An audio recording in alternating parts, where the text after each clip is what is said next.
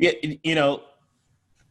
I've been critiqued more than once about talking too long through the ads. We're going to shorten this whole thing up. Now I've been visually assaulted. I feel attacked, first of all. But I'm going to, you know what?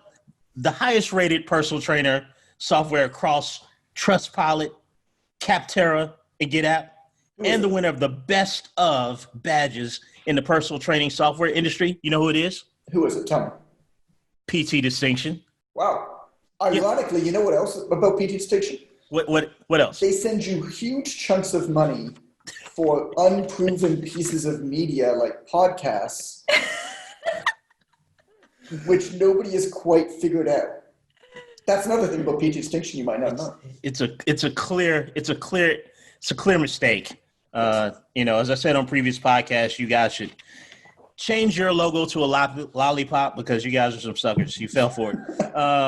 But Jonathan Goodman, who is not a sucker, it's basically my best friend. He worked out a deal with PT Distinction where you get 60 days of PT Distinction right there on your phone, in your pocket. Go over to get you some PT Distinction. We got a link for you. It's onlinetrainer.com/PTD. 60 days, no cost. Enjoy it, love it.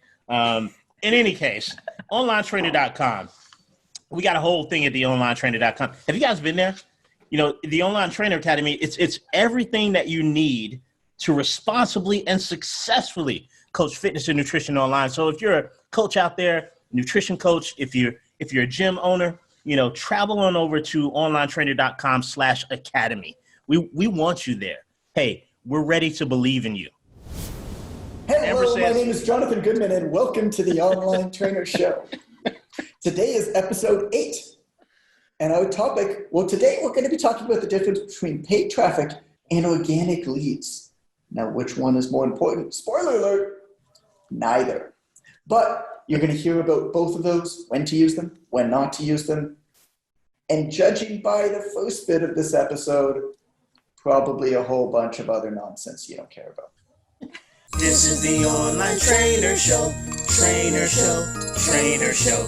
This is the Online Trainer Show. We shouldn't have a podcast. Jingle, jingle. Jingle, jingle, jingle, jingle. Jingle, jingle, jingle, jingle. Jingle all the way.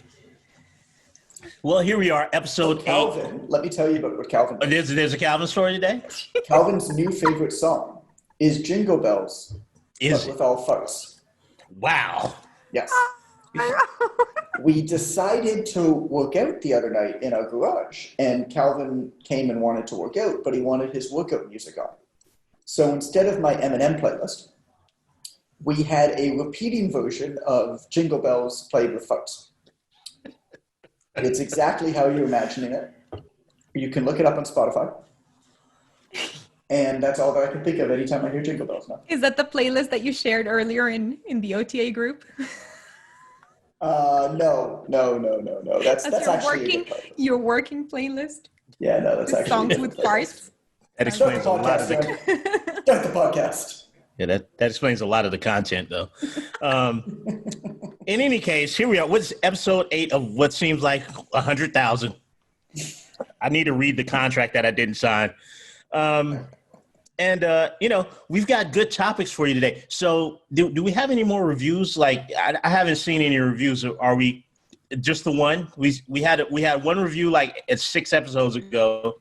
I think we tapped out. Like, did we peak too early?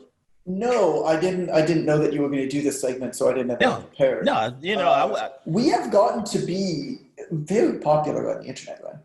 Oh, really? We are starting to become very popular on the internet. The initial reviews are promising. Initial reviews are outrageously positive. They're all lies. No, they're not. No, they're legitimate. They've told UN to be a stand-up comedian many times. Yes, that I agree with. Yeah, that's not going to happen.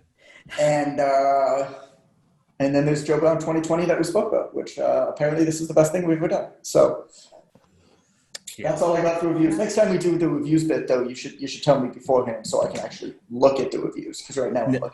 Nah, that was like a big podcast fail just now, I feel. That'd be way too efficient for me. I like to keep the audience guessing. Amber, look up some reviews for us. Can you read some reviews for us? Find us a good one. I already started looking while you were talking. Stand by. Okay. Let's keep going with the podcast. And that's why she's in charge. Keto, anything? Our in the field correspondent, Catalina Belmontes. Anything significant happening in Mayorville, Millennium Falcon, Jedi Town? Anything going on there? Any stormtroopers? Jedi Town. Oh, Yes. I love that. Yes. No, aside from the fact that you're going to see me like rubbing my eye all day, because I actually ate like a sandwich and I had pickled jalapenos in my sandwich because they're the best thing ever. And then I went and I touched my eyeball after handling.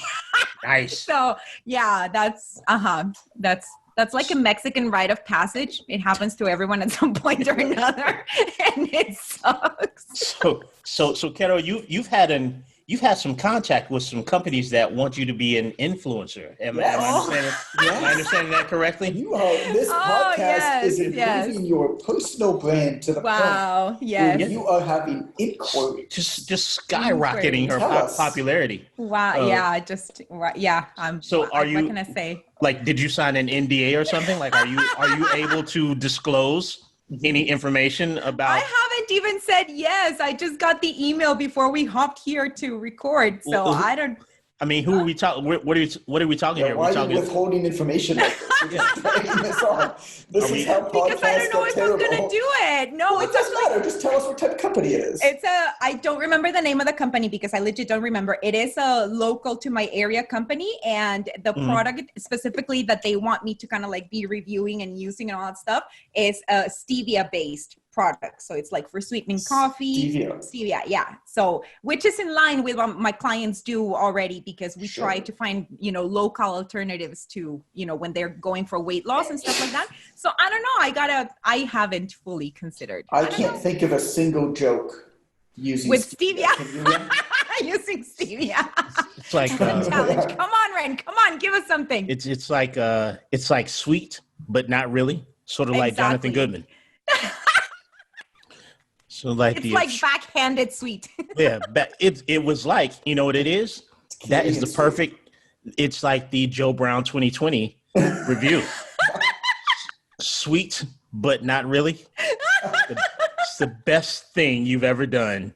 11 books, conferences. This is it.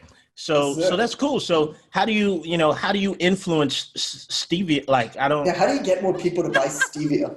Tell me about that. Tell me what you're going to do, because I feel like Stevia is such a small packet that how do you like these are drops sexy behind Stevia? From what I saw, these are drops, and one of the products in their line is like different flavored of Stevia based drops. Like for example, if you want to flavor your coffee like vanilla, chocolate, or whatever.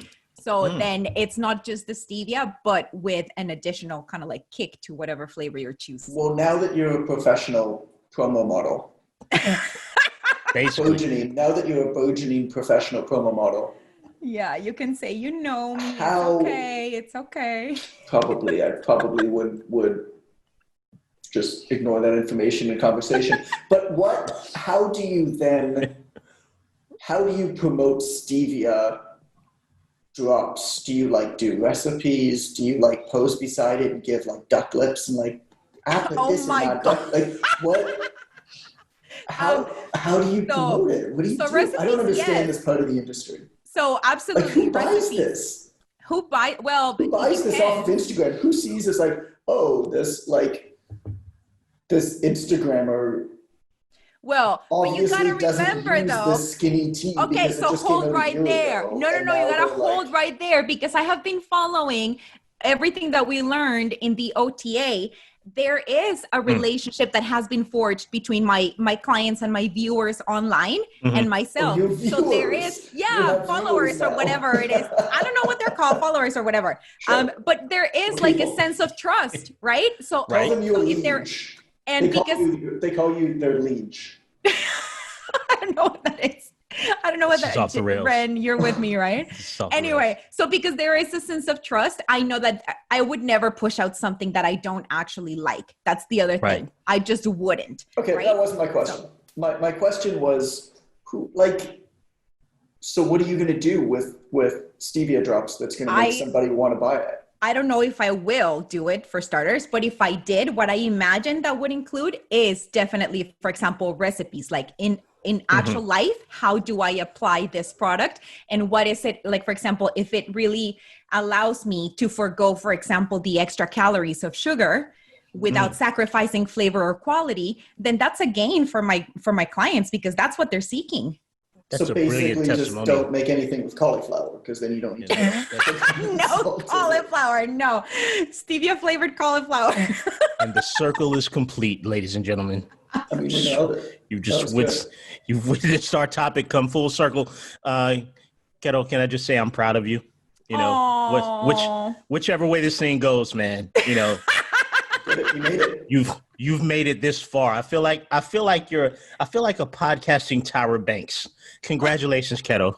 You're still in the running towards becoming America's I feel like Stevia. our host of the podcast is Seal. I feel like you're Seal, Glenn. I feel like if Caroline is Tyra Banks, I feel like you're Seal. You are the wind beneath my wings. Don't you be are like sand between my toes. That's not even a thing, first of all.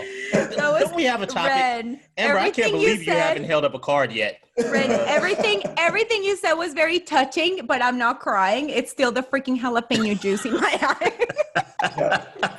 So we do have a follow-up and comment from Mr. Joe Brown 2020. Oh, really? Oh! No way. Are you making this up? No. On YouTube, he commented on episode 4, God bless the Excalibur Knights.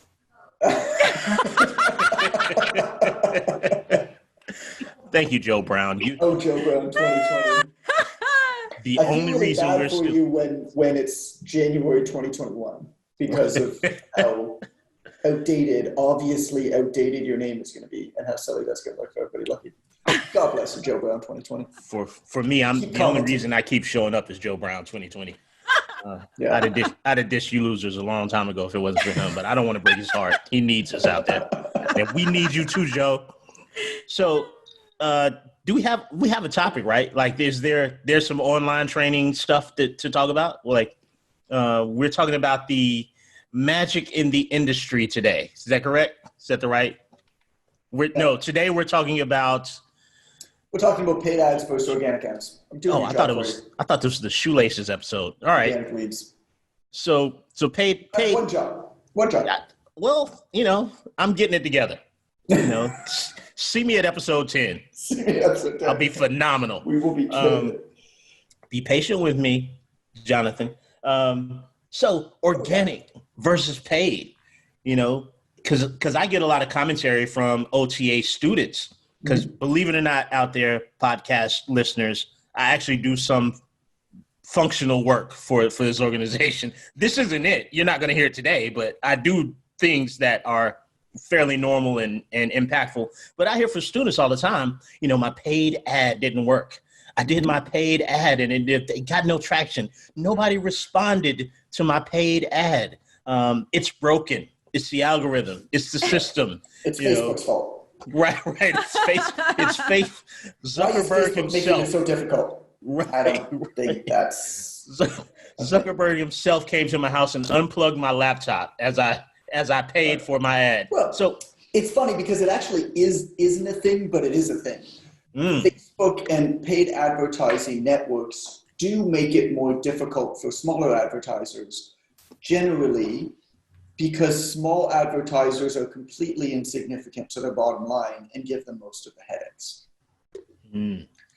This is kind of always what happens with any paid advertising media that establishes. You have like Google ads when they came out, Facebook ads when they came out. What happens is, in order to get this huge buy-in immediately, it's pretty cheap to buy ads. You can convert them really well. And so everybody starts using them.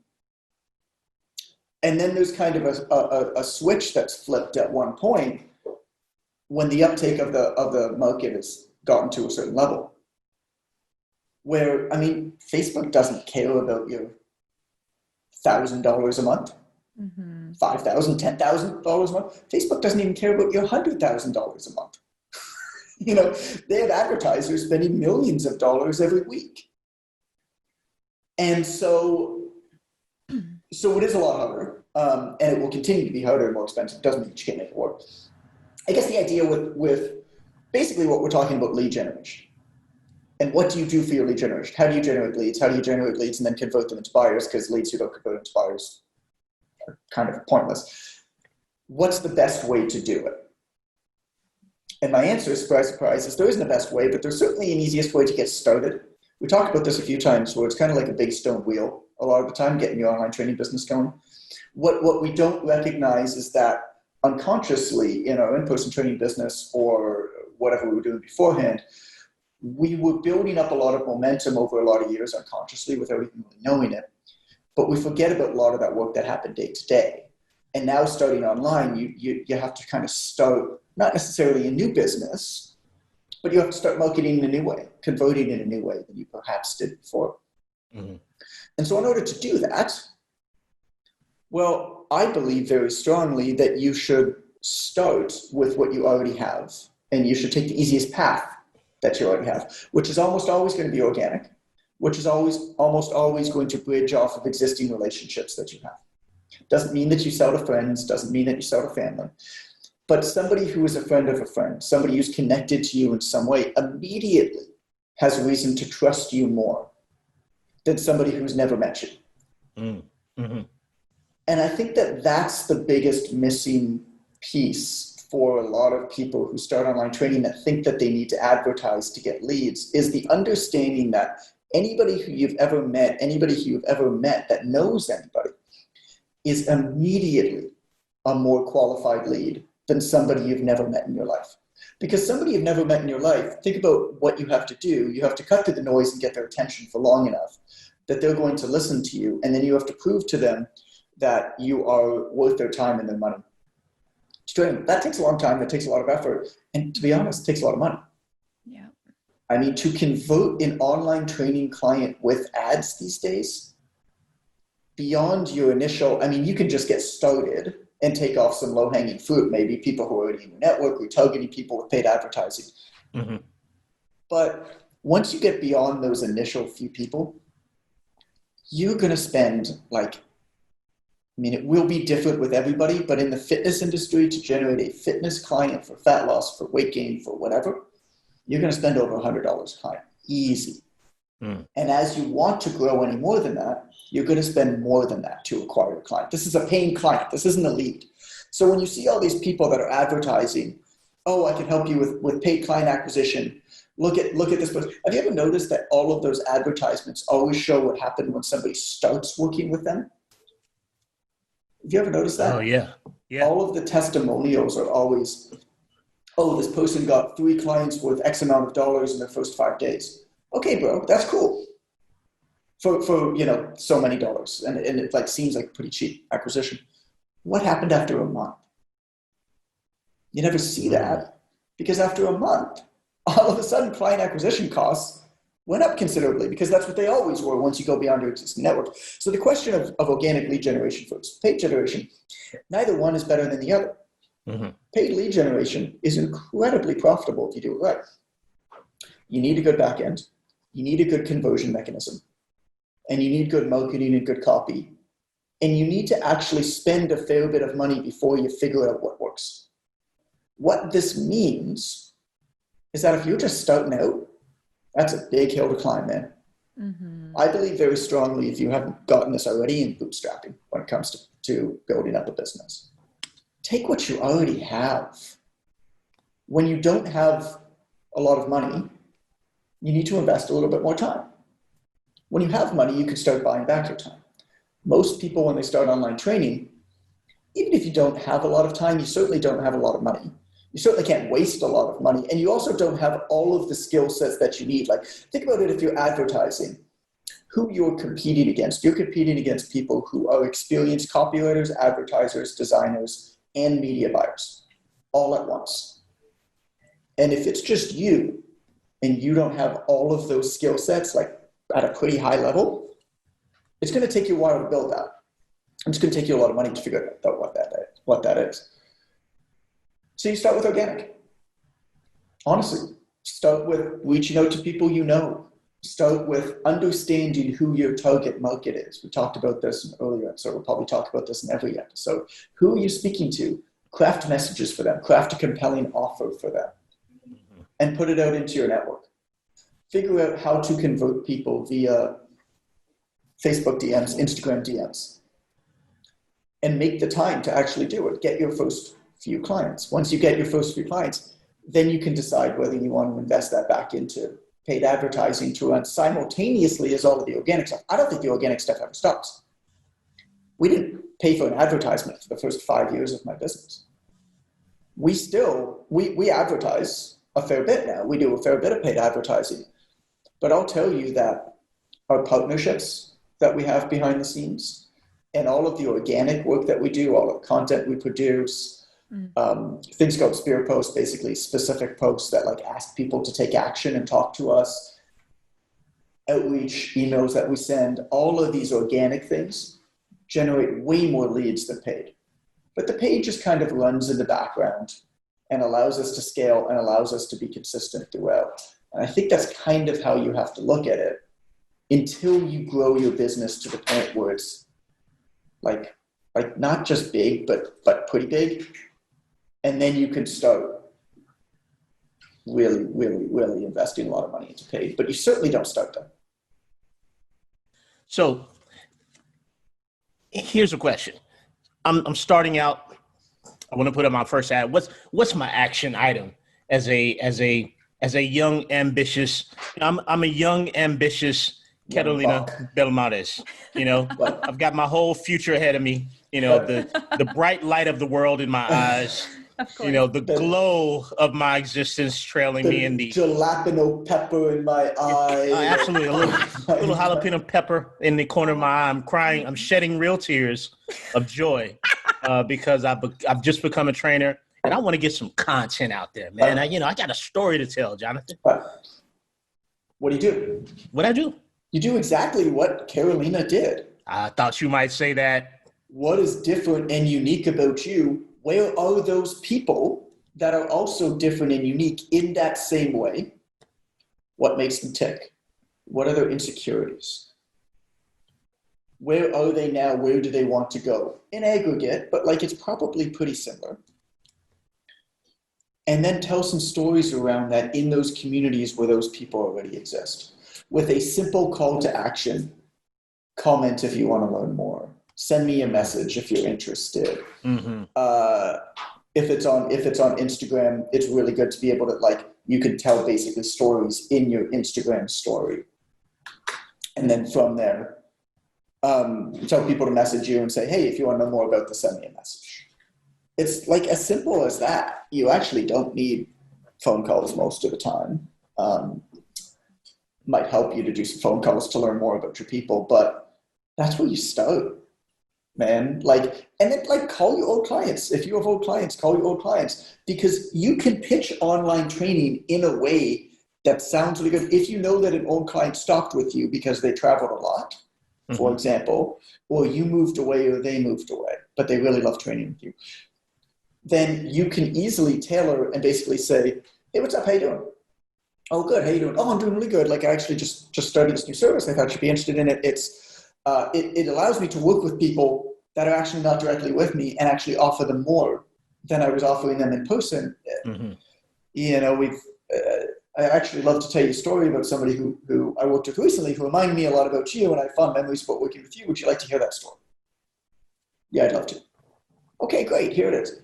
Or if they stop training with you because cost was an issue, because in-person training can be quite a bit more expensive.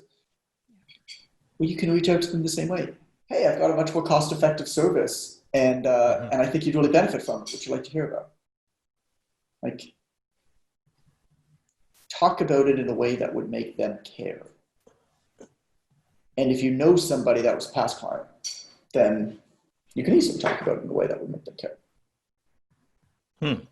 So, Keto, you actually talked to humans. Is that what I'm gathering? Because this sounds foreign to me. You're engaging with real people. You did that? Yes, imagine that. I actually talk to people. Did you, and I know this is going to sound radical, did you also listen to them when they talked? It's baffling. I know, like it's just crazy, right? But oh my God, it works. I can't contain my confusion on this subject. It's just, So, but yeah, I mean, like, obviously you're joking, but there's so much truth in what you're saying, Mhm. in the joke behind the joke of what you're saying and how sad it is. right. Mhm. The amount of times in our group, in Online Trainers Unite, which is our free group for online trainers on Facebook, the amount of times that we'll have a well-intentioned trainer post in there, and, hey, how are you guys getting clients? I'm trying everything. I did this funnel and I did this Facebook ad and I did this and nothing works. What do you do? And I'm about to give up. And it's so funny because inevitably every single time, and you guys have all seen me do this multiple times, I'll just type back a single line. It says, how many people have you spoken to today? Right. Right. And the answer is, I think in every case I've ever done it, the answer is not like, oh, 4 or none. The answer is, well, but I'm doing this and this and this and this and this and this and this. Right. Right. Deflection. Is Yeah. deflection. And then I just write back the same line. But how many people have you spoken to today? And they say, none. And I say, maybe you should talk to people. Isn't that? It's radical. How dare you, Jonathan? Well, think about what's notable here is considering how you like to be sold to. Because the first bit of an engagement as a customer is actually the prospect sequence, right? The sales sequence. How does that feel? How does it feel to be sold to by somebody who's trying to automate every single thing? If the service that you're selling is by definition a personal service. Right. Exactly. Right there. That right there. Do you not see some sort of a disconnect there? Yep. So from a client standpoint, would you not, if you were the customer, right, and you're being marketed to with an automated Facebook ad to email opt-in to automated webinar to whatever, this is like an advanced thing. Like how many people listening even have that set up? And you're selling a personal service. If you don't even have the time to talk to me while you're selling to me, Imagine after. what kind of service am I going to get from this person? Exactly. I don't care that you promise me it's going to be personal and we get phone calls. You wouldn't even send me a message asking me how I'm doing during the sales process. You don't even show up in your own marketing materials. Yeah. And Think saying about back to that. basics, that goes back to what you were saying a couple of episodes ago, in that we're here to solve a problem. So to solve your client's problem, you need to talk to them to find out what the freaking problem is. Like, how are you gonna, right? Good Like, point. just It's a really. great point. That's actually a brilliant point. It really is. Carolina. Brilliant point, Carolina. Carolina with the jalapeno in her eye. Finally, after 8 episodes, Oh, I knew she had something I in had there. an actual thought. Yeah, yeah. But the idea of you actually don't know what the client needs. And the Right. client also oftentimes can't verbalize what he or she actually wants. When a client comes and they say, I want to lose 5 pounds, I want to run a race, I want to do whatever, they're saying those things because they feel like those are either the right things to say, or they feel like those are the things that will make them feel better, which they may or they may not be. But they're never the deeper reason behind why they want to achieve something. So if all you do as a coach is give them some sort of an automated system or superficial service delivery without ever having talked to them and diving deep into them, well, you're not actually ever going to solve their real problem. There are fascinating examples in our industry. I think it was in John Brody's book, in Changemaker, he told a story of in a forum for one of PN's clients, somebody was basically not recommending their service, like saying, oh, I did the PN leading program for a year and I wouldn't recommend it. And then they looked into her database and they're like, this woman lost 50 pounds. Yes. Mm-hmm. How in the I remember world that. is she speaking negatively about the program? And it's because she felt like she wasn't looked after the way that she had hoped that she would look after, the way that she was promised to be looked after. Because what she really needed as part of that program, which they didn't know with this automated program, was not, I mean, the 50-pound weight loss is great, obviously, but it wasn't the compassion. I don't remember the specifics of the story, but it wasn't the compassion. She didn't feel like she had somebody there in her corner. She felt like she did it on her own. Yeah. Yeah. And as a result, she was not only like not happy with the program, she was going out of her way to speak negatively about a program that she'd lost 50 pounds with. Right. Yep. But that's super common. As a coach, it's this kind of lost art of coaching. What's the Hippocratic oath of coaching? Is learn what the person needs before you figure out what you're going to give them. Mm. Mm-hmm. Yep. Also Listen radical. first. Just radical. Crazy thought. I wasn't prepared for this level of radicalism today, and I'm blown away. It's all deep. Carolina did it. She brought it in. She was. I'm definitely going to have to use the Amber was the bathroom. MVP of the last episode. Carolina's the MVP of this episode. Clearly. And you and I just need to. The men here just need to just So next down. episode is just going to be Amber and I like giving actual legitimate information and getting actual shit done. Yeah.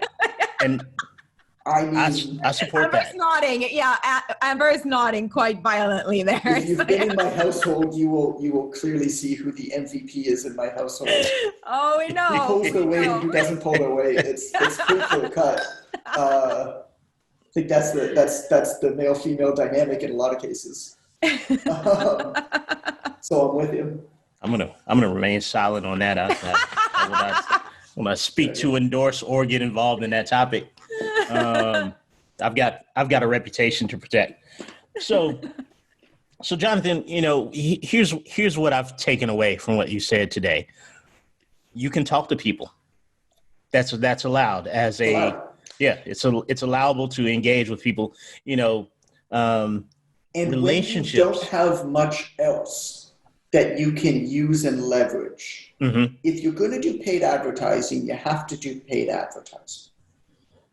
You will lose a lot of money. You will spend a lot of time. There will be a lot of frustration. You will get very little to show for it. If you kind of dip your foot in, you kind of have to be ready to do it, which means you have to have money to throw it. It's like a casino. It's like if you're going to win, you need to know your numbers really, really well, right? So if you put $1 in, you want to make $1.10, whatever.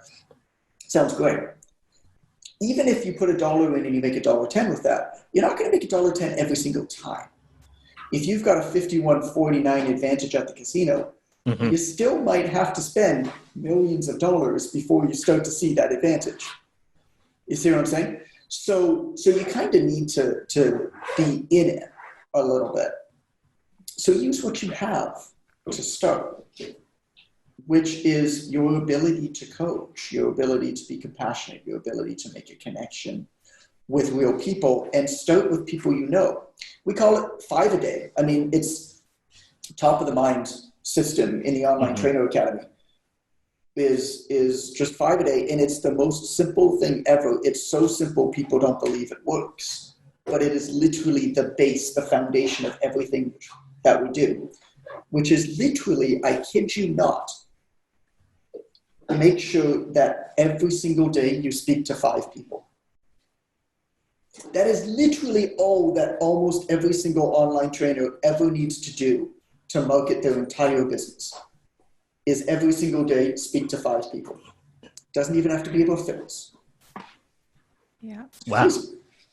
And the best news is it gets easier and easier the more you do it. Just like anything, just like diet, just like nutrition, the more you practice, the easier it gets. It becomes a habit, just doing it, right? But then you've got to look for hacks at one point and just get stevia drops to throw in there. Pour some stevia on me.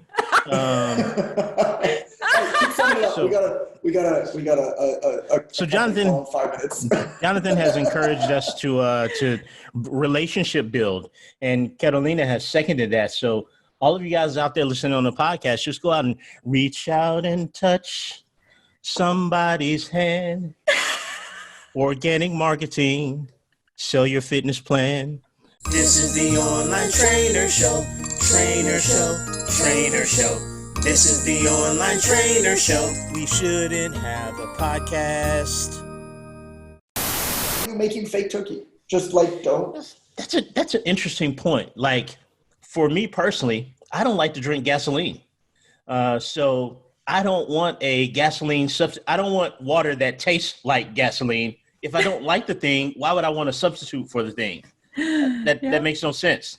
That was a terrible analogy. It was the worst analogy I've ever thought of. You know, I'm usually pretty good at analogies. That's not one of my better ones. You are usually pretty good. Yeah. There are ups and downs. That was as bad as it's gotten. That was pretty bad. I think Keto's sipping a Diet Cola though, so I know she's into that. Is that a? We have a production manager. She's chiming in. Amber has just held up a sign. We have to read the advertisements because people actually paid us to do this. As funny as that sounds.